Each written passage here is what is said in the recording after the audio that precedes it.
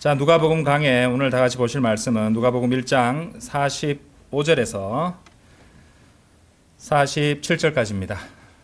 누가복음 1장 45절에서 47절까지.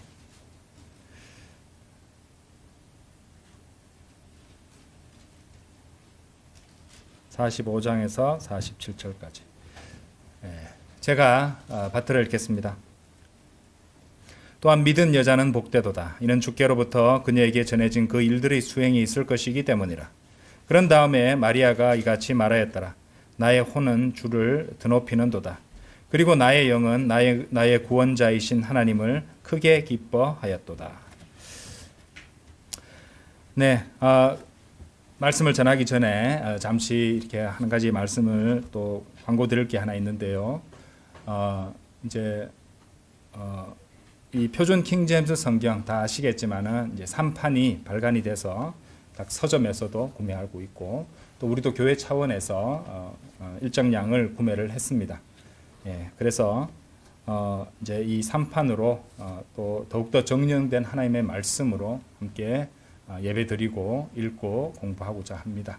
또 하나님의 말씀이 이렇게 더욱더 정련된 그런 표준 킹제임스 성경 3판으로 나오게 되면은 우리가 다 아는 게 있죠. 그만큼 또 마귀의 역사와 방해도 시작되고 또 교묘하게 진행될 것입니다. 벌써 이제 보면은 그런 것들이 보이기 시작하는데, 하나님의 귀한 말씀이 또 우리 한국 땅에 하나님께서 주셨잖아요. 그렇죠? 한번 생각해 보십시오. 말씀이 없는 곳도 있습니다.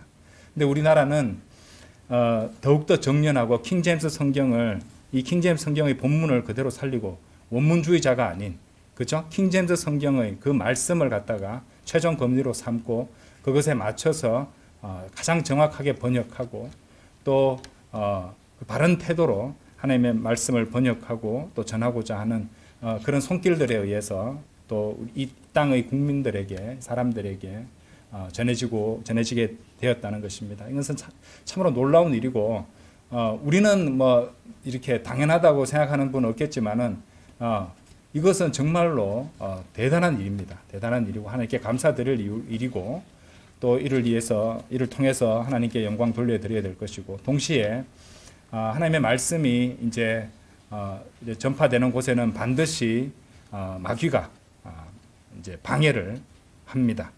다양한 방법으로 할 것이니까. 그래서 이 말씀이 이 민족에게 잘 전해질 수 있도록 우리 모두가 함께 기도해야 되고, 그죠?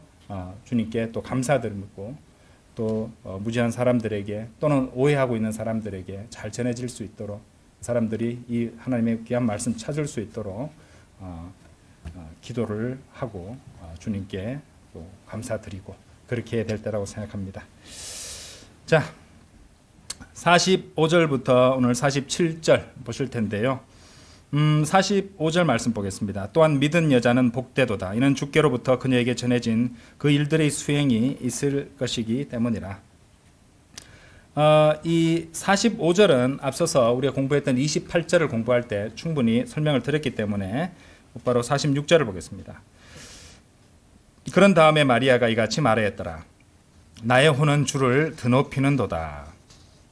자, 이 표현이 중요한데요. 이제 로마 가톨릭에서는 이제 이것을 노래라고 합니다. 이제 이 노래라고 해서 성모 마리아 송가로 이 부분을 이용해서 만들었어요. 그를 뭐라고 부르냐면은 마그니피캇이라고 부릅니다. 왜 그 마그니피캇이라는 이름이 붙었냐면요, 이 드높이는 도다에 해당하는 그 영어 표현이 magnify입니다. magnify, 그죠? 그러니까 거기서 따서 이제 마그니피캇이라는 이름으로 알려져 있는, 소위 말하는 성모 마리아 송가로 이제 그렇게 부르고 또 그렇게 전하고 있습니다. 46절에 우리가 읽으셨던 이 말씀에 나오는 magnify라는 표현을 이용해서 그런 이름이 붙어졌는데요. 이제 이것에 대응하는 구절이 또 있는데, 사무엘기상 2장 한번 열어보십시오. 자, 거기 오늘 본문 말씀 끼워 놓으시고요. 사무엘기상 2장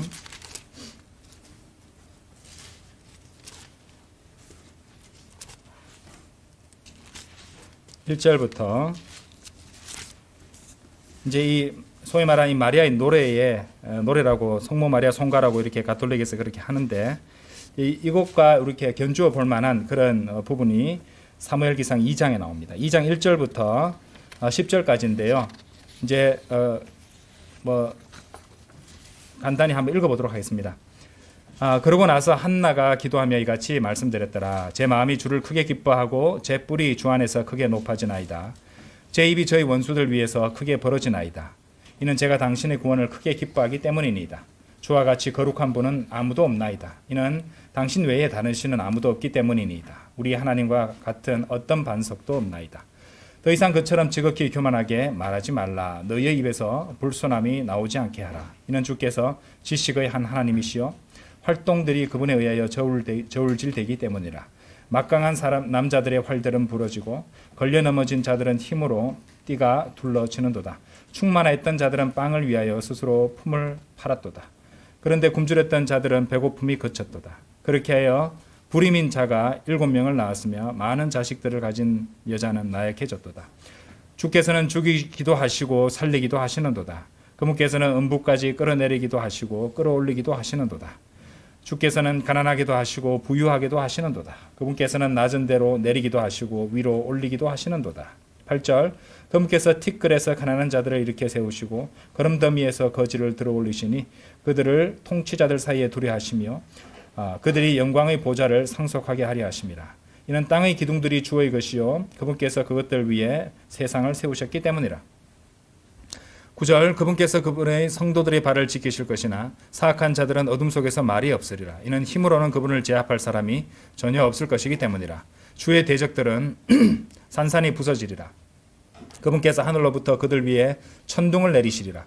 주께서 땅의 끝들을 심판하시리라. 그리고 그분께서 그분의 왕에게 힘을 주시고 그분의 기름 부은 자의 뿔을 크게 높이시리라. 제가 좀 길어도 이렇게 읽어드렸는데 여러분들이 그냥 쭉 읽어보셔도 이제 무엇에 대해서 예언을 하고 있는 건지 우리가 알 수 있다는 거죠. 자, 그래서 이제 여기서는 이제 한나가 사무엘의 탄생을 기뻐하면서 그렇게 이제 노래를 하고 있는 내용인데 실제로 여러분들 읽어보시겠지만 특히 마지막 부분을 읽어보시니까 예수 그리스도의 재림과 연관된 본문이나 예언이라는 것을 우리가 감지할 수 있다는 것입니다. 어쨌든 여기서 한나는 이 사무엘의 탄생을 기뻐하고 주님을 찬양하고 있죠. 근데 이제 우리가 그 중간 내용이 돼 있었지만은 앞서 우리가 공부하셨던 내용을 갖다가 기억하실는지 모르겠습니다. 왜냐하면 이제 예수 그리스도의 동정녀 탄생의 전조가 되는 그런 기적적인 출산을 했던 여성들 7명을 제가 말씀을 드렸습니다. 7 여인들이 그런 이제 예표가 되고 전조가 되었다는 것이죠. 간단히 복습하자면요, 사라가 있습니다. 사라. 창세기 30장 1절에 나오죠. 그 다음에 리브카가 그랬어요. 리브카가 창세기 25장 21절에 나오고요. 라헬도 그랬습니다. 불임이었잖아요, 그죠? 예, 창세기 30장 1절에 나오고요.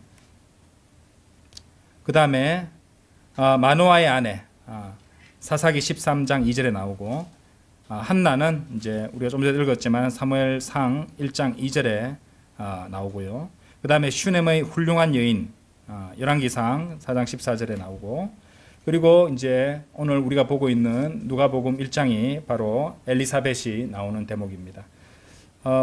그래서 사라, 리브카, 라헬, 그 다음에 마노아의 아내 한나, 슈넴의 훌륭한 여인 엘리사벳, 7명의 여인들을 이제 잘 기억해 두시면 좋을 것 같습니다.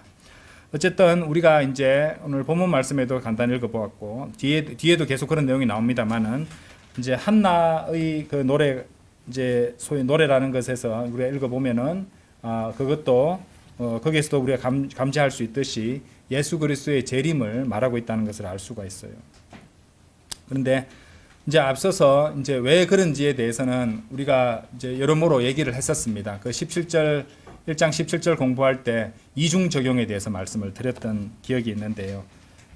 이제 초림에 뒤이어서 재림이 일어날 수도 있는 상황에 맞춰서 하나님께서 준비를 하셨다고 하셨죠. 그래서 이스라엘 민족이 어떻게 선택하느냐에 따라서 곧장 이어서 재림이 일어날 수도 있었지만은 결국에 우리는 결과를 알잖아요. 이스라엘 민족이 그것을 거부했고 연기되었고 재림이 연기되고 그 사이에 교회 시대가 시작되게 되었다는 것을 우리는 알고 있습니다. 그래서 이제 그 이중 적용 이런 부분도 한번 떠올려 보시면은 이해하는 데 도움이 될 것 같습니다. 자, 그 정도로만 말씀드리고요. 자, 누가복음 1장으로 다시 돌아오셔서 47절 한번 보시겠습니다. 제가 이제 오늘 말씀 제목을 이제 지금 말씀드리는데요. 이 47절부터 본격적으로 오늘 주 제목에 해당하는 그 내용이 나오기 때문에 그렇습니다. 47절 그리고 나의 영은 나의 구원자이신 하나님을 크게 기뻐하였도다라고 했습니다. 자, 그래서 오늘 드릴 말씀 제목은요. 구원자가 필요했던 죄인 마리아라고 제목을 정했습니다. 구원자가 필요했던 죄인 마리아. 제 가톨릭 신자들이 들으면 기겁을 할 그런 제목인데요. 예, 뭐 어떻게 생각하고 비난하든지 간에 하나님의 말씀대로 선포할 수밖에 없습니다. 그렇죠? 예, 왜냐하면 그들이 잘못 알고 있기 때문에 또 이 같은 시간을 뭐 의도적으로 한 거지만 순서대로 하다 보니까 바로 이 대목이 바로 그 대목입니다. 그래서 하나님의 진리의 말씀이 무엇이라고 말씀하시는지 우리가 보고 분명히 우리가 교리로 무장을 해야 된다는 것입니다.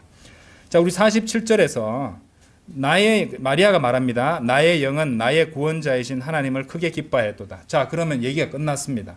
왜냐하면 마리아는 자신이 구원자가 필요한 사람임을 인정을 한 것입니다. 그렇죠. 나의 구원자라고 했잖아요.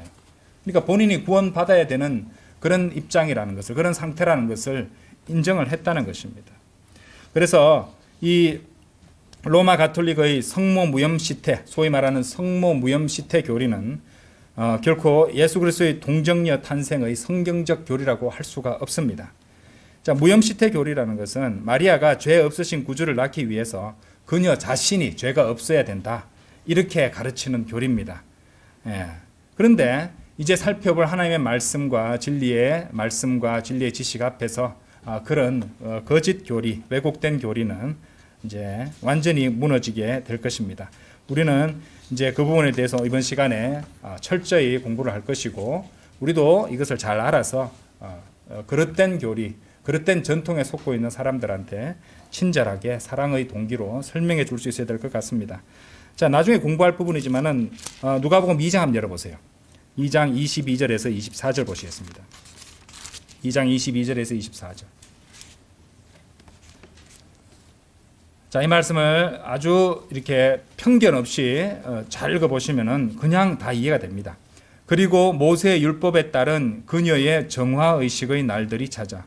마리아를 말하는데 마리아의 정화의식이니까 마리아가 정화될 필요가 있다는 상태를 말하잖아요. 그렇죠? 그들은 그분을 죽게 드리기 위하여 그분을 예루살렘으로 데리고 갔더라. 23절 주의 율법 안에 기록된 바와 같으니 태를 여는 모든 남성은 저마다 주께 거룩한 자라 불리리라 하였더라. 24절 이에 주의 율법 안에 말씀된 것에 따라 한 쌍의 산비둘기 혹은 두 마리의 새끼 집비둘기를 희생제물로 바치려 하였도다. 자, 그러면은 여기 나오는 주의 율법 안에 말씀된 것이 무엇인지 우리도 한번 살펴볼 필요가 있을 것입니다. 율법 안에 말씀된 것은 레위기 12장에서 발견됩니다. 한번 열어보시죠. 레위기 12장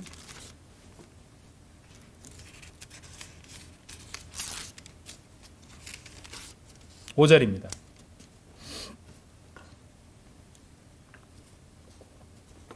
(5절에서) 우선은 7절까지 보겠습니다.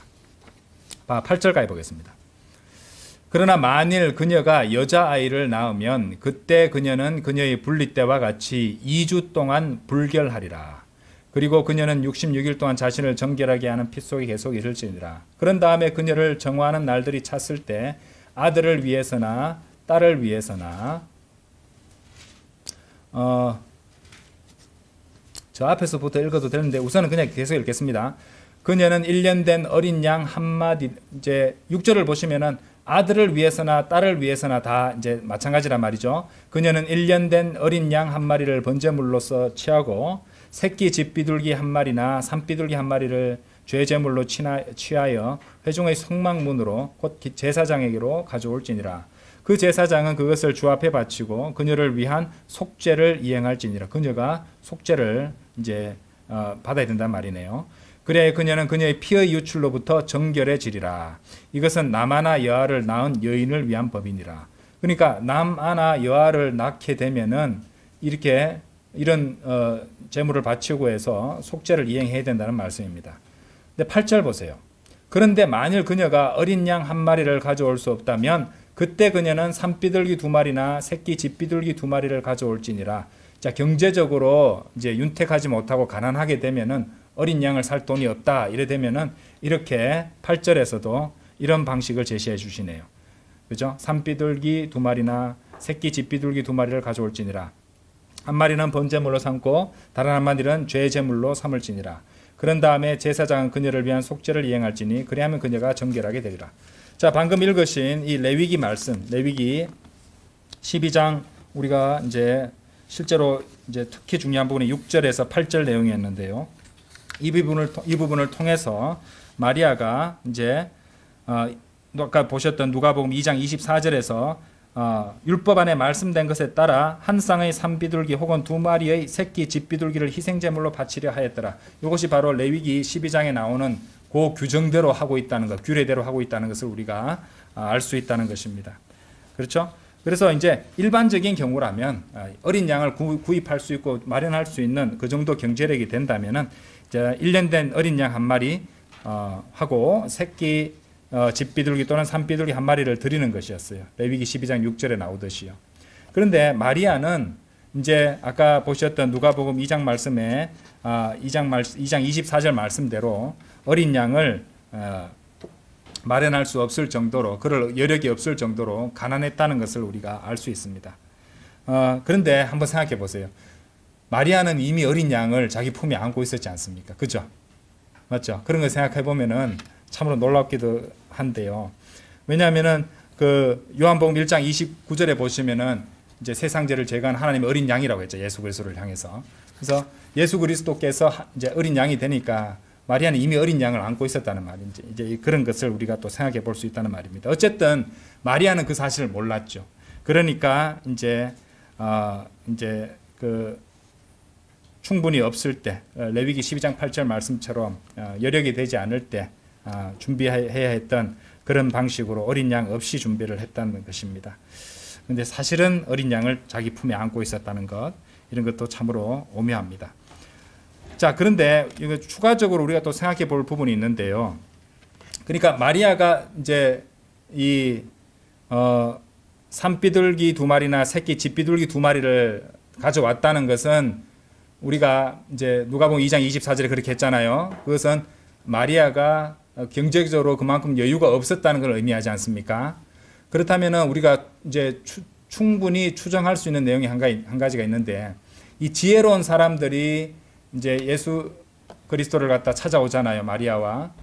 그런데 그때까지 마리아가 이제 이 정화의식을 받고 이렇게 하는 그때까지는 이 지혜로운 사람들, 동방에서 지혜로운 사람들이 그때까지는 아직 찾아오지 않고 있었다는 것을 우리가 충분히 추측할 수 있다는 것입니다. 왜냐하면은 그 지혜로운 사람들이 이 바쳤던 예물들이 상당히 가치가 있고 고가의 예물들이었기 때문에 사실 나중에 보시면은 이제 이집트로 피신하는 대목에서 이집트로 가려면은 이제 여정에 돈이 많이 필요하잖아요. 아마 그런 예물들을 팔아서 그 이제 여행 경비를 충당했을 것이라고 우리가 합리적으로 추측할 수 있는데, 어쨌든 이때까지는 이제 지혜로운 사람들이 찾아오지 않았을 것이다, 이렇게 알 수 있다는 것입니다. 한번 찾아볼까요? 마태복음 2장 한번 열어보세요. 마태복음 약간 곁길로 세지만은 뭐 말 나온 김에 한번 보고 가겠습니다. 마태복음 2장 11절.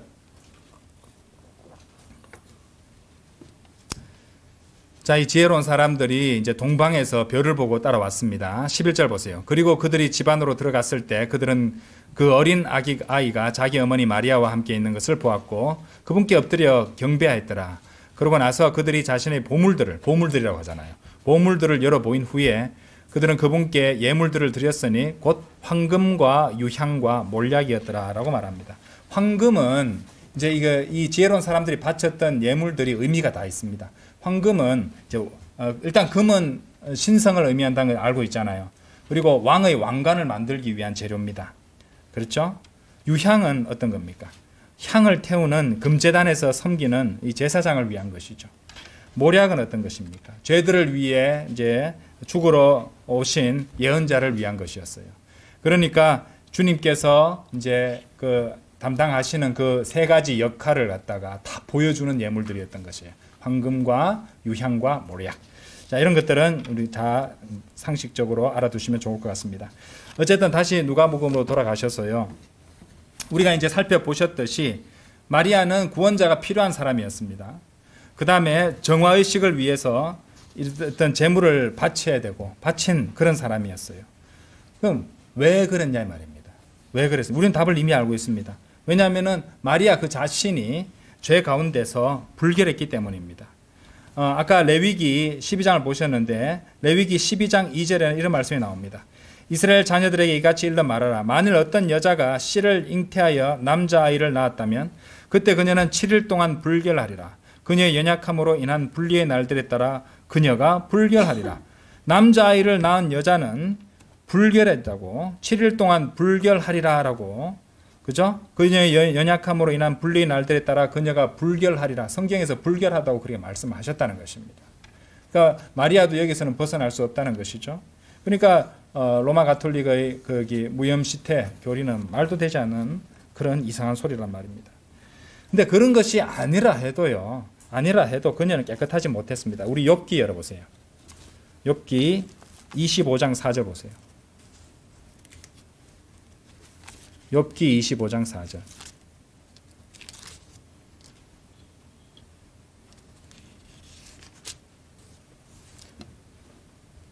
그렇다면 어떻게 사람이 하나님과 함께 정당함을 입증받을 수 있겠느냐?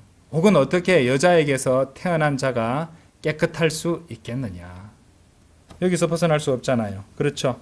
시편 51편 5절도 보세요. 우리 잘 아시는 말씀이죠. 시편 51편 5절. 보소서 죄악 가운데 형성되었으며 제가 죄악 가운데 형성되었으며 저의 어머니가 죄 가운데 저를 잉태하였나이다. 그렇죠? 여기서 벗어날 수 없다는 말입니다. 비록 예수 그리스도 그분 자신은 거룩하셨죠. 우리가 35절에서 확인했습니다. 하지만 마리아의 경우는 율법 아래에서 구속될 필요가 있었습니다. 그래서 율법 아래에서 제물을 바쳐야 했던 것이죠. 이런 말씀이 이제 갈라디아서 4장 4절 5절에 나오는데요. 들어보세요. 그러나 그때의 충만함이 이르자 하나님께서 자신의 아들을 파송하셨으니 여자에게서 조성되셨고 율법 아래에서 조성되셨도다. 이는 율법 아래에 있던 자들을 구속하려 하시며 우리로 하여금 아들로서 입양을 받게 하려 하심이라 이렇게 나온다는 말입니다. 그렇기 때문에 로마 가톨릭의 허구적인 소설 속에 나오는 이 마리아는요, 이교도 마귀에 지나지 않습니다. 그리고 그것도 창세기 10장 11장까지 거슬러 올라가는 이교도 마귀라는 사실입니다. 자, 이것에 대한 어떤 문서상의 증거를 원하시는 분은요, 우리나라에 공식적으로 번역되기보다는 어떤 종교단체에서 번역한 걸로 제가 알고 있는데 책이 아마 절판된 것으로 알고 있습니다. 그 알렉산더 히슬롭의 Two Babylons, 두 개의 바빌론이라는 책에 자세히 나와 있습니다. 그리고 보면은 이제 결국엔 로마 가톨릭이 그 옛날 이제 림노과 세미라미스 이것과 연관되어 있다는 것을 우리가 알게 된다는 것이죠. 어쨌든 마리아는 이제 그러니까 성경 속에 진짜 마리아는 비록 구원자가 필요한 죄인이기는 했지만 하나님께서 그분의 아들을 이 세상으로 들어오게 하시기 위해서 택하신 젊은 유대인 여인이었습니다. 그리고 그 역할을 그녀는 잘 완수했던 것이고 그 이후에 마리아는 남편과 함께 예수님의 4명의 의붓 형제들과 적어도 2명의 의붓 자매들을 낳았다는 것이죠. 우리가 한번 살펴본 적이 있었습니다. 마가복음 6장 3절에서는요. 이자는 마리아의 아들이자 야고보와 요세스와 유다와 시몬의 형제인 목수가 아니냐. 또한 그의 누이들이 우리와 함께 여기 있지 아니하냐. 누이들 했으니까 최소 2명이라는 말이죠. 그러니까 최소 6명의 형제 자매들이 더 있었단 말입니다. 그런즉 그들은 그분에게 실족하게 되었더라. 이런 분명한 성경적 증거들이 있는데도 불구하고 마리아가 영원히 이제 동정이고 처녀고 또 무염시태 교리 같은 것들을 이상한 것을 만들어서 성경적이지 않은 것들을, 성경과 다른 것들을 가르치고 거기에 의지하게 만들고 있다는 것입니다. 자, 소위 말하는 마리아의 아들, 그녀의 아들은 결코 마리아를 어머니라고 부르지 않았는데 성령님께서 기록하여 주신 이 거룩한 성경 기록에 따르면요, 어린아이 때도 어머니라고 부른 기록이 없습니다. 자, 누가복음 2장 한번 열어보세요. 누가복음 2장 49절 가보세요.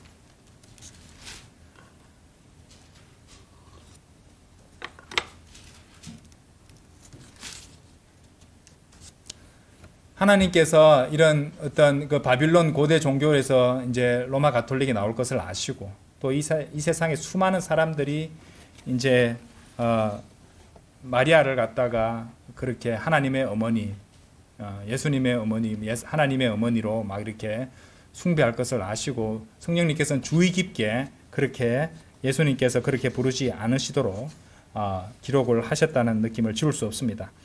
자, 이렇게 2장 48절 49절 볼게요. 그리하여 그들이 그분을 보았을 때 그들은 놀랐더라. 이에 그분의 어머니가 그분께 말하기를, 아들아, 어찌하여 네가 우리를 이와 같이 다루었느냐? 너의 아버지와 내가 슬퍼하며 너를 찾았노라 하였더라. 그러자 그분께서 그들에게 말씀하시기를, 당신들께서 저를 찾으셨다니 어찌된 일입니까?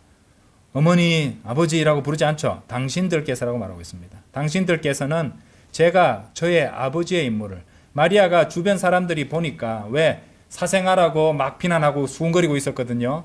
그래서 예수님을 도와주기 위해서, 예수님의 어떤 그런 소리를 안 들기 위해서 이제 요셉이 아버지인 양 그렇게 48절에서 너의 아버지와 내가 슬퍼하며 너를 찾노라. 그러니까 예수님께서 49절에서 마리아가 잘못 말한 것을 잡아주시는 겁니다.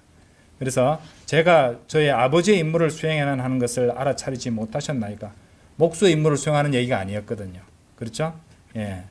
이제 이러니까 성전 안에 앉아서 이제 그 박사들 가운데서 말을 듣기도 하고 질문을 묻기도 하고 뭐 이런 걸 하고 계셨잖아요. 그렇죠? 예. 그러니까 예수님은 이때도 그 이제 모친 마리아에게 어머니라고 부르지 않았고 당신들, 요셉과 더불어서 당신들이라고 말했고, 또 마리아가 잘못 말한 것을 49절에서 바로 잡아 주시기까지 하셨다는 것입니다. 자, 어른이 되었을 때 어떻게 되었느냐? 이제 마리아의 아들, 그녀의 아들 예수님은 적어도 두 번의 경우에서 스스로 마리아와 어떤 모종의 거리를 두는 모습을 보여주셨어요. 자, 요한복음 2장 4절 한번 가보시죠. 요한복음 2장 4절.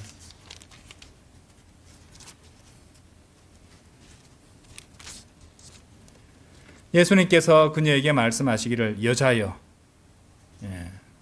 어머니라고 하지 않습니다. 여자여, 내가 너와 무슨 상관이 있느냐? 나의 시각이 아직 오지 아니하였도다 하시니라. 그렇죠?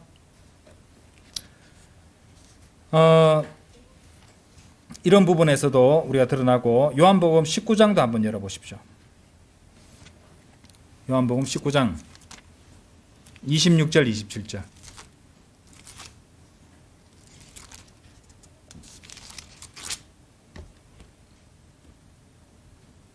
그러므로 예수님께서 자신의 어머니와 자신이 사랑한 그 제자가 곁에 서 있는 것을 보시자 그분께서 그분의 어머니에게 말씀하시기를, 여자여, 당신의 아들을 보라 하시니라. 그때 그분께서 그 제자에게 말씀하시기를, 너의 어머니를 보라 하시니라. 나의 어머니를 보라고 하지 않고 너의 어머니를 보라고 하셨어요. 그리하여 그 시각부터 그 제자가 그녀를 자기 자신의 가정으로 데려갔더라.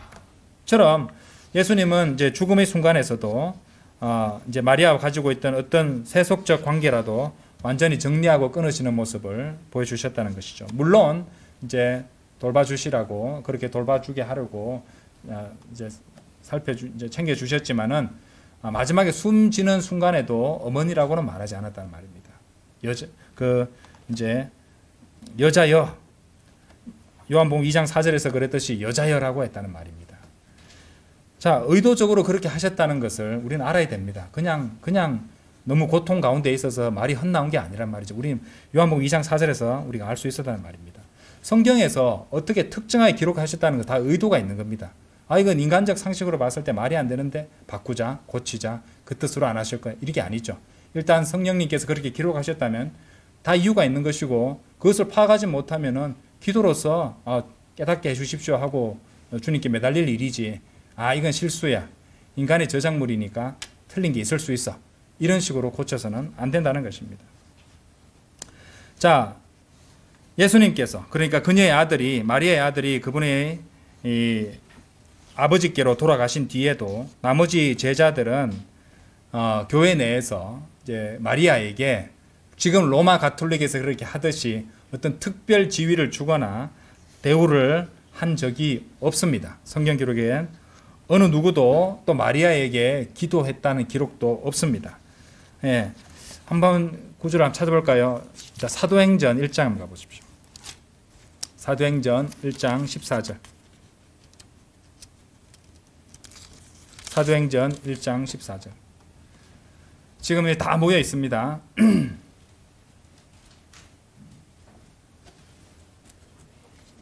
사도행전 1장 14절.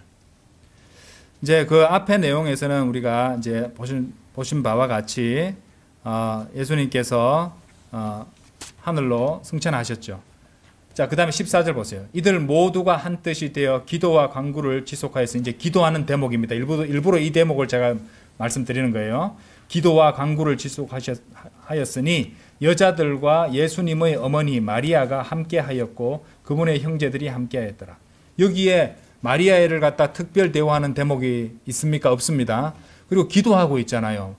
로마 가톨릭은 마리아가 이제 기도 다 들어준다고 그러는데, 여기 마리아에게 기도한다는 말이 있습니까? 없습니다.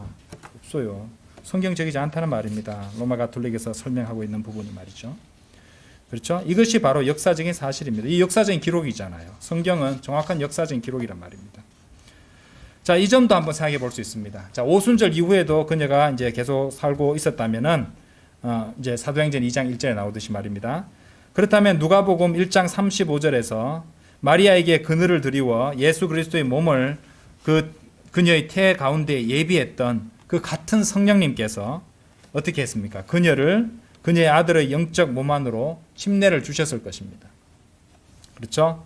사도행전 1장 5절에 보면은 성령으로 침례를 받을 것이라고 말씀하셨거든요. 이제 이거 나중에 이제 고린도전서 12장 같은 데 보면 그 내용이 나옵니다. 한 영에 의해서 12장 13절에 한 영에 의해서 한 몸 안으로 침례를 받았기 때문이라, 이런 말씀이 나오거든요. 그리고 이제 그 몸 안으로 침례를 받은 그 몸의 머리는 바로 그 아들 예수 그리스도께서 그 몸의 머리가 되시잖아요. 그죠? 그 내용은 이제 골로새서 1장 18절에 나오죠. 그분께서는 몸된 교회의 머리시라고 말씀하셨거든요. 그러니까 자기가 이제 잉태하고 낳았던 그 예수 그리스도가 그 교회의 머리가 되고 마리아는 그 몸의 일부분이 된다는 말입니다. 그리고 예수님께서 우리가 기도 속에서 하나님께 나아갈 수 있도록 해주신다는 것을 성경은 히브리서 4장 14절 16절을 읽으면은 그것을 보여주십니다. 우리가 담대하게 은혜의 보좌로 나아가자라고 말씀하시는 거거든요. 그러니까 마리아를 통해서 가는 것도 없고 마리아 그녀 자신도 그렇게 해야 된다는 말입니다. 그렇기 때문에 이제 마리아도 역시 구원받은 그리스도의 몸의 구성원으로서, 역시 구원받은 죄인인 마리아가 또 다른 죄인들을 위해 할 수 있는 유일한 중보라는 것은, 그러니까 중재라는 것은 그 죄인으로 하여금 하나님과 사람들 사이에 있는 유일한 중재자, 그 사람이신 그리스도 예수께로 가도록 지시하는 것만 그녀는 할 수 있다, 이 말입니다. 그것이 그녀가 할 수 있는 유일한 중재라는 것입니다.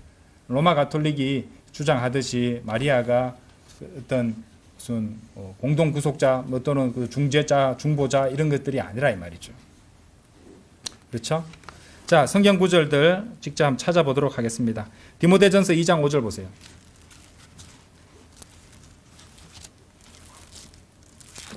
디모데전서 2장 5절.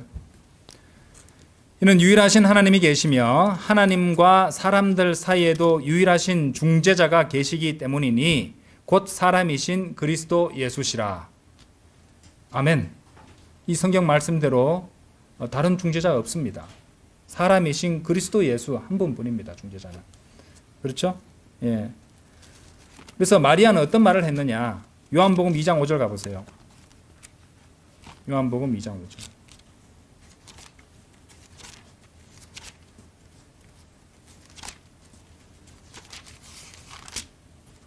그분의 어머니가 종들에게 말하기를 그가 너희에게 말하는 것이 무엇이든 그것을 행하라 하니라.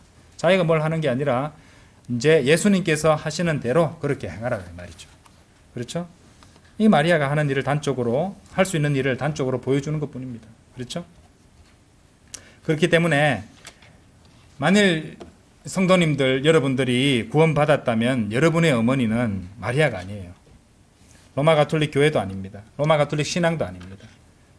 자, 성경에서는 우리 그리스도인들의 어머니가 뭐라고 말하냐면요. 갈라디아서 4장에 나옵니다. 한번 가보시죠. 갈라디아서 4장 26절 보세요.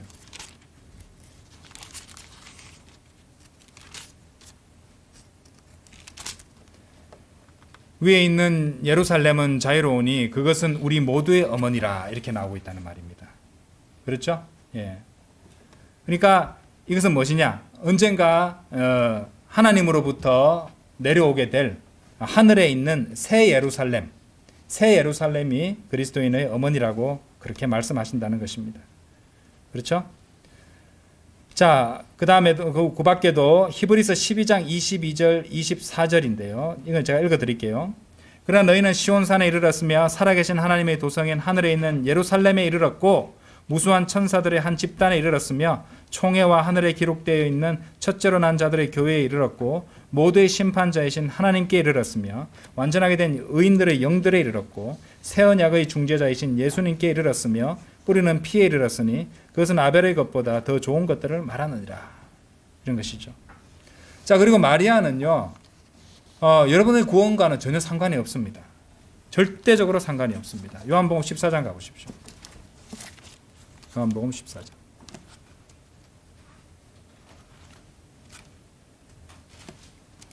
14장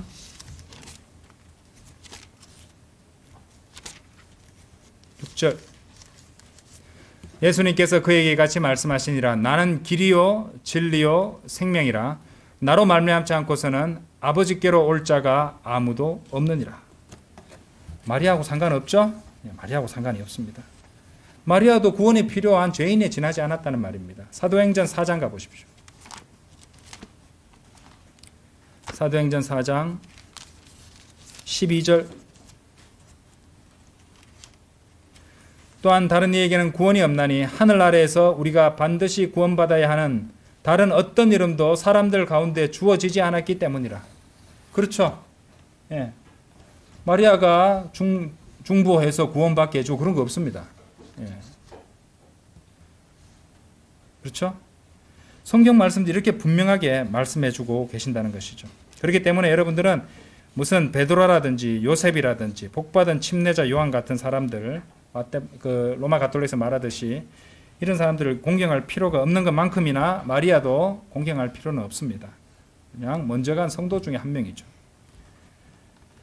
그녀뿐만 아니라 그리스도의 몸에 속한 모든 다시 태어난 믿는 사람들은 다 같이 하나님의 이 제사장단이 되기 때문에 그렇습니다. 네, 그러니까 마리아에게 어떤 특별한, 분명 이제 마리아는 복을 받았죠. 그죠? 여자들 가운데서 복을 받은 건 맞습니다. 맞죠? 우리 이제 예수 그리스도를 갖다 태어나게 하는 그 그릇으로서 하나님께서 쓰임 받았잖아요. 자, 그리고 그 역할을 잘 수행했습니다. 그렇죠? 예. 그게 답니다.